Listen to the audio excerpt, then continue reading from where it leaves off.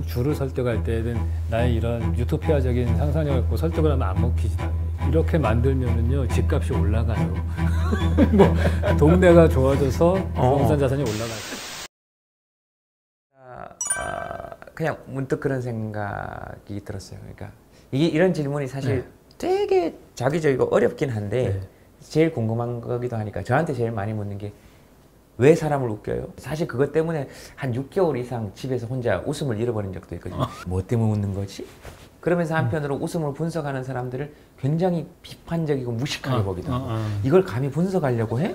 약간 중세시대 그런 것처럼. 근데 혼자서 막 그런 생각한 적이 있는데 쌤도 그런 생각 하실 수 있는 것 같아요. 그러니까 건축이라는 것의 본질. 쌤은 이걸 어떻게 생각하는 걸까? 뭐 너무 좋은 질문인데 제가 답을 제대로 못할 건 뻔한데 쌤이 생각하시는 거니까. 저는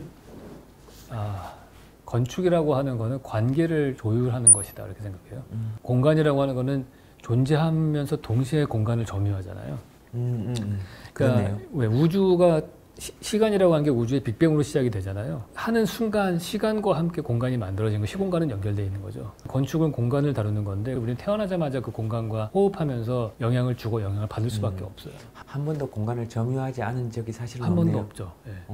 그래서 그게 오프라인 상에서의 피지컬 공간이든 아니면 내가 심지어 인터넷을 하면 인터넷 공간이든 어딘가에서는 나와 연결이 돼 있거든요. 아까 되게 좋은 말씀 하셨잖아요. 10대들이 자기만의 은어와 축약어를 쓰는 이유는 자기만의 공간을 만들려고 하는 것이다. 네, 제가 봤을 때는 제가 생각했을 때 정말 저는 100% 공감하는 것 같아요. 그래서 그런 끊임없이 공간을 만들고 또 확장하려고 하고 공간을 통해서 다른 사람하고 소통하고 하는데 그건 너무 자연스러운 현상이잖아요. 자연스러운 현상이죠. 근데 건축가로서의 공간은 그거를 약간 컨트롤할 수가 있어요. 공간이 만약에 플랫한 세상이라고 하면은 거기에 만약에 태양이라고 하는 게 딱 들어가는 순간 중력장이 쫙 생기잖아요.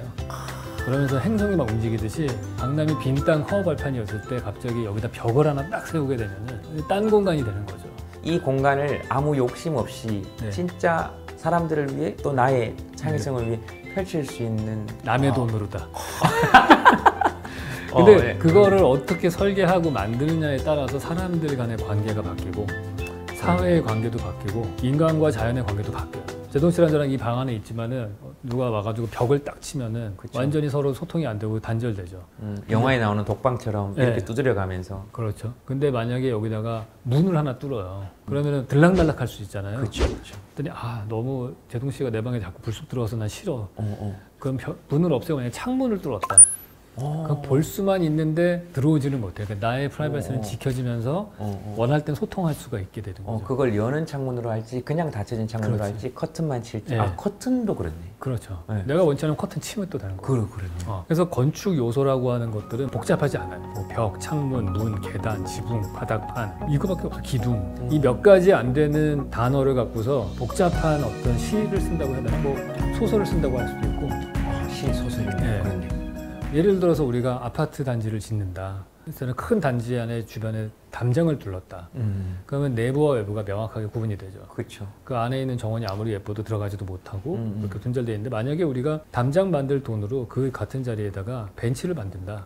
그러면 지나가는 행인들은 앉아서 쉬면서 그 정원을 바라보고 쉴 수도 있잖아요. 그러면 그게 되면은 내가 딴 동네 가서도 그런 벤치에 앉아서 딴 아파트의 정원을 즐길 수가 있게 되고 같은 돈을 어떻게 쓰느냐에 따라서 사람들의 관계와 사회의 관계 구성을 바꿀 수 있어요. 그게 이제 건축가가 바라보는 공간이에요.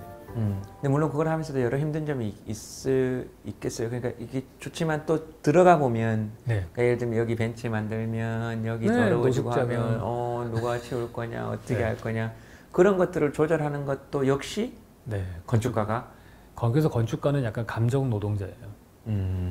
말씀하신 대로 나는 이런 뜻을 갖고서 있지만은 건축주를 설득할 때는 나의 이런 유토피아적인 상상력을 갖고 설득을 하면 안 먹히지 당연히. 이렇게 만들면은요 집값이 올라가요. 뭐 동네가 좋아져서 부동산 자산이 올라가요. 실질적으로도 그렇고. 그러니까 뭐 그런 얘기를 해야 되고 딴 데 가서 내가 대중 강연할 때는 누가 그런 질문을 하거든요. 그 벤치 만들면 노숙자 잠을 어떻게 하냐. 대한민국 노숙자가 10,000명이면 벤치를 한 100만 개쯤 만들면은 99개는 비어. 그렇게 얘기한다든지 아니면은 10,000명의 노숙자가 없는 사회를 만들어야지 노숙자 잘 때 걱정해가지고 벤치를 안 만든다는 게 말이 되냐? 이런 식으로 계속해서 쌍방향으로 소통을 해야 되는 거예요.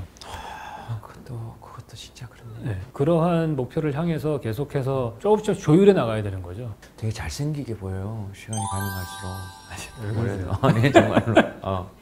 그런 설득의 과정도 건축은 제가 제대로 들었는지는 모르겠지만 네. 그 종묘 그거 만들 때 네. 이게 환풍이 되고 그 안에 있는 어진 그러니까 임금의 초상화들이 곰팡이나 이런 게 안 쓰려면 환기가 돼야 되는데 문을 딱딱딱딱딱딱 만들어서 딱 붙여지게 만들어야 되는데 임금 보기에는 그래야 되잖아요. 예. 근데 이걸 어디를 해도 안 되니까 문을 약간 이렇게 틀어지게 만들었대요. 그래요? 근데 이제 이걸 설명할 방법이 없잖아요. 예. 그래서 임금이 이거 왜 이렇게 이래야 영원히 드나들 수 있는 통로가 된다. 그렇게 얘기했다는 걸 들었어요. 지혜롭네. 네. 그러니까 아마 건축주가 해야 되는 일은 그런 네. 역할도 하시는구나 네, 그렇죠. 싶어서 도저히 설명할 수 없는 게 있잖아요. 하지만 해야 되고 그렇지. 환경을 개선할 생각을 함께 가지고 가야지. 그렇죠. 네. 그 사람들 못 들어오게 하려면 평생 막아놓고 지내야 네. 되는 거잖아요. 그러니까 아까 말씀대로 탐욕은 조절돼야 된다고 하셨잖아요. 네. 끊임없이 사적인 영역을 넓혀나가려는 욕구는 있게 되거든요. 네. 그런 공적인 영역들 사실은 공유함으로 인해서 얻는 이익이 훨씬 많고 공통의 추억과 공통의 이해가 생기는 부분이 많은데도 그런 부분은 나만하지 않은 공간이 되는 거죠.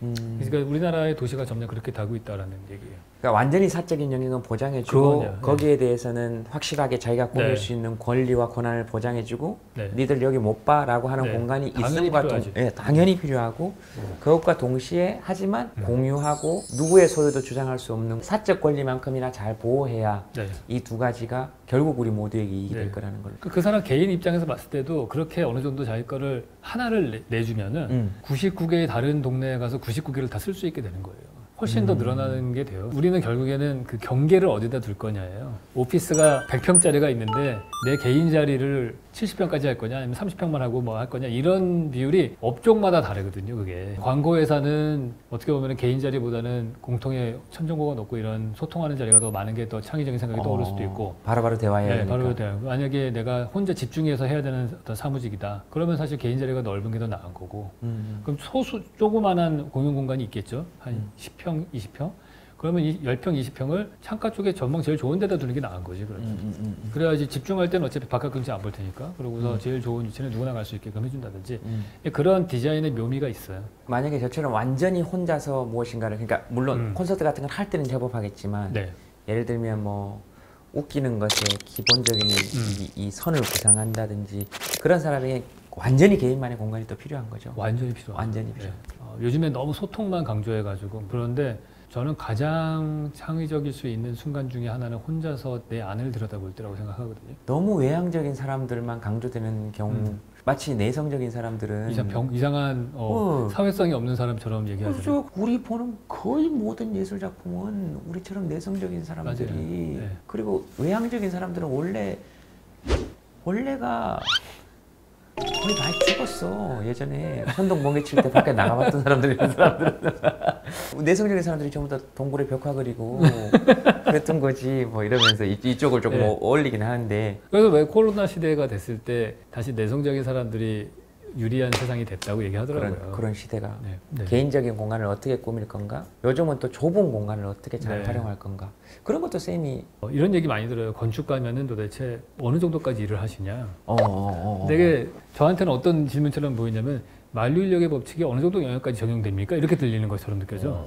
매크로하게는 우주 전체에도 적용되지만은 마이크로하게는 분자 레벨에서도 되고 물론 양자역학 레벨에서는 적용 안 되지 거기서도 중력이 없나?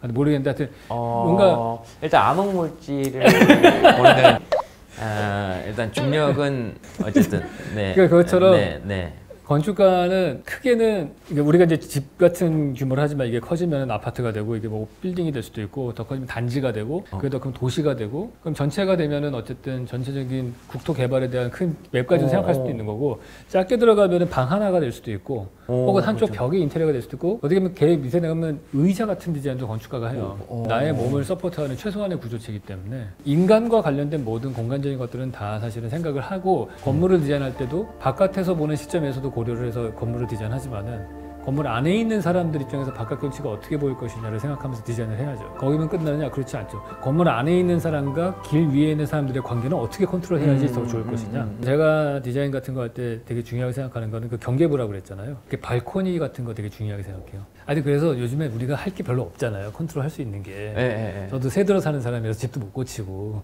그런 경우에 내가 컨트롤 할 수 있는 유일한 공간 내 방이 있는 것도 아니고 그래서 제가 찾은 거는 두 군데예요. 하나는 발코니. 발코니를 깨끗하게 치우고 내가 원하는 화분을 좀 갖다 놓고 그리고 또 하나 잡아놓은 건 옷장. 안 입는 옷들 다 갖다가 버리고 나의 원칙대로 정리정돈을 딱 해놓는 거죠. 나만의 우주. 빛이 있으라 하시면 빛이 있었고. 아우, 난 자꾸 너무 아는 거 많아져서 머리 아파 죽겠네. 4회차 정도 되면 정말 볼만하겠는데. 새로운 사람 한 명이 나와 있을 거예요. 갑자기 머리 막 융합하고 근데 아무것도 몰라. 하나도 몰라. 영상 재밌게 보셨습니까? 책에는 훨씬 더 한 땀 한 땀 이렇게 뜨개질하듯이 떠서 재밌고 알찬 내용들 담았습니다. 킥킥거리면서 보실 수 있을 거예요. 근데 내용도 좋고 진짜요. 함께 읽어보시죠. 컨셉 아니고 진짜 뜨는 겁니다.